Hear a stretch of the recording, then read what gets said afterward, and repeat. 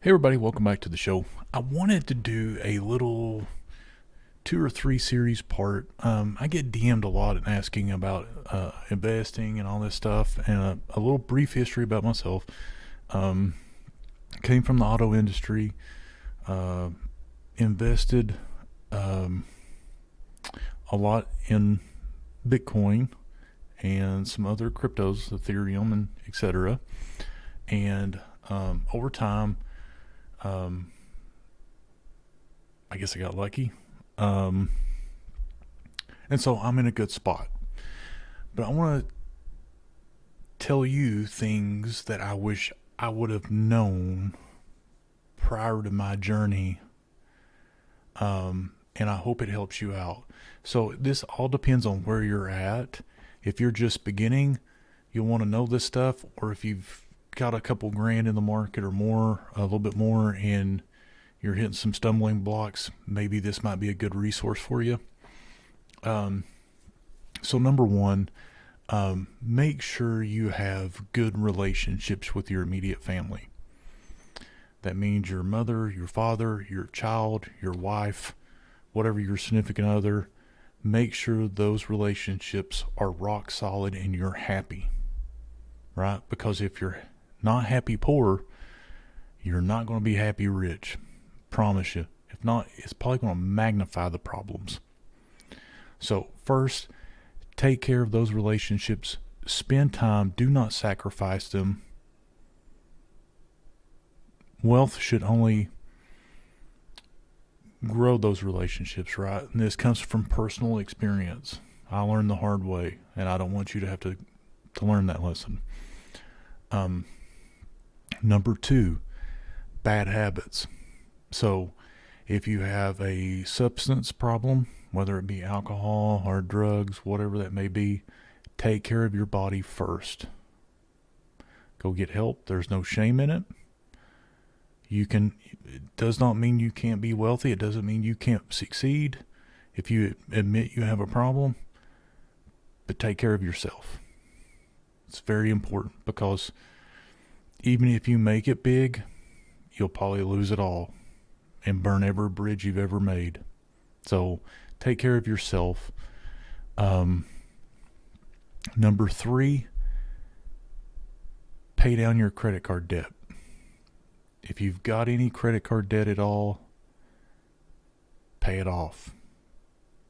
Because the whole concept of investing in passive income and growing your wealth is having someone else pay you for your money, or your money working for you 24 hours a day. You can't do that while you're paying somebody else while they sleep 24 hours, or while they sleep and their money's working 24 hours.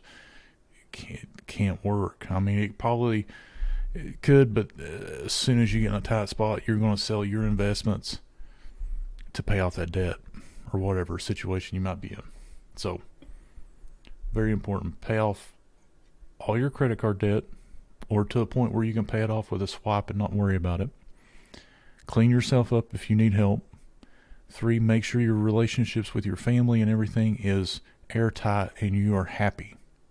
Okay.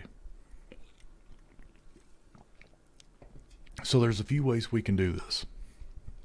So if you're living in an apartment right now and you're paying $1,200 a month to $1,500 a month rent, even $800 to $900 a month, whatever that may be, the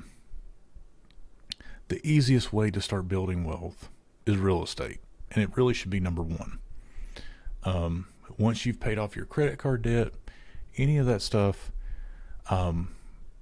if you're renting now and you're okay with renting because you buy a twoplex or buy a fourplex, whatever you can afford, right? So if you've got a twoplex and your payment on it was going to be $1,200 a month, and there's a vacancy, but the person living in there is paying $1,100 a month. Well, you can move into that other unit and only pay $100 a month, and you're making your payment. right? You can use that extra money, start saving it up, paying down, to a certain point where you can use a equity line against the current property to purchase another property or start investing. It's whatever you want to do. I personally would probably want to secure this is just me. If I had a duplex, what I would do is move and try to get me a permanent housing situation. If you weren't happy with the apartment you were kind of paying for itself, get a home and then have that duplex start paying for itself every month. And then you've got your home loan, and let's just say it's $900 a month or whatever it is, right? Or $1,000 or whatever. But now you've got yourself in the situation. Some people will buy another property and start.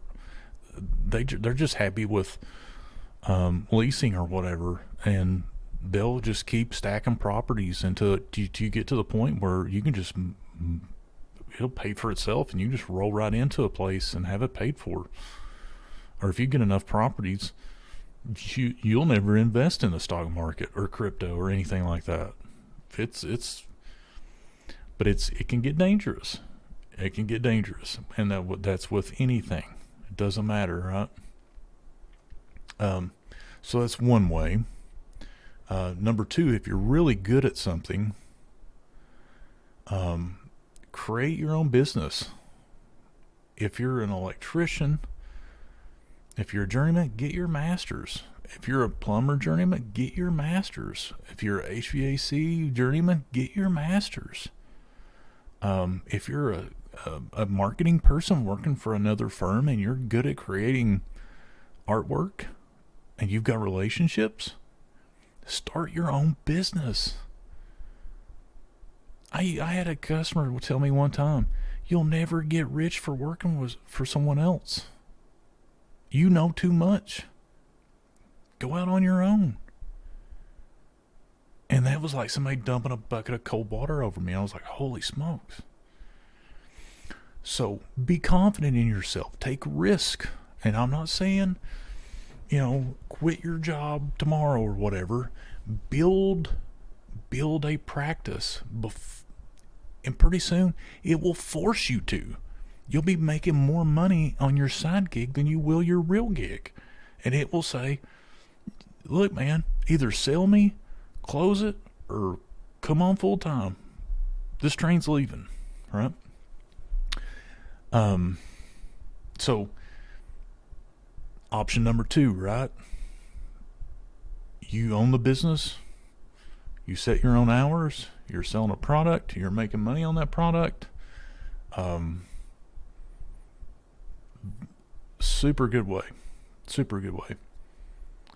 And then number three, investing in stocks. This is a very long-term play. And there's multiple different types of investors. You have dividend investors, and dividends are where the corporation pays you a percentage back for holding those shares. As the company profits, the company rewards you for holding those shares. And a lot of times those stocks are very stable during a recession. However, on the flip side of it, they don't generate a lot in the bull market. So it's kind of a safe play. And then you have your tech stocks, which is high growth. They don't like recessions. But typically, when you're in a recession, those are the best times to buy tech stocks. So like right now, and I still think we've got another 18% down in the market. But that would be the perfect time to buy tech stocks. You don't buy Wall Street will always try to play it, especially CNBC and stuff like that, right? They'll be like, oh, these stocks are going, there's always a bull market somewhere, blah, blah, blah, blah, blah. And you look at these stocks and they're like going green, like John Deere and gas or whatever it may be. Those are typically not the times to buy, right? We don't want to buy something that's already up. We want to buy it before it goes up, right? And then when we hit a certain point in the chart, that's when we take profit, right? And if you don't sell something and you say you're up, those are unrealized profits. So you can lose those just as quickly as you get them. And then you have your agricultural infrastructure plays. Those are like Caterpillar, John Deere, ExxonMobil, stuff like that. Those are the stocks you want to buy when the tech stocks are going up, right? So if tech stocks are booming, nobody wants to own John Deere and Caterpillar and stuff like that. That's boring. They're not moving. You want the newest shiny pony, right? Those are typically a good time to take profits from the tech, because that's when CNBC and everybody is going crazy telling you how great tech is. That's typically a good time to start taking profit and then reinvesting those into John Deere, Caterpillar, McDonald's, whatever that may be, right? Exxon or whatever, right? I'm not, but that's a good time to start buying into those, right? So as tech stocks start to go down, everybody wants safety, so they'll flock over to those safe havens, right? And guess who's already there? You are. And then you have your trader, right? You got calls, call options, and puts. Puts in stock world is a short. Call is a long on stocks. When the market is this illiquid, I highly recommend not doing that unless you're a super experienced trader. And even those guys can get liquidated pretty quick. I recommend if you're in stocks, you do 1 or 2 or 3, all right? You own it.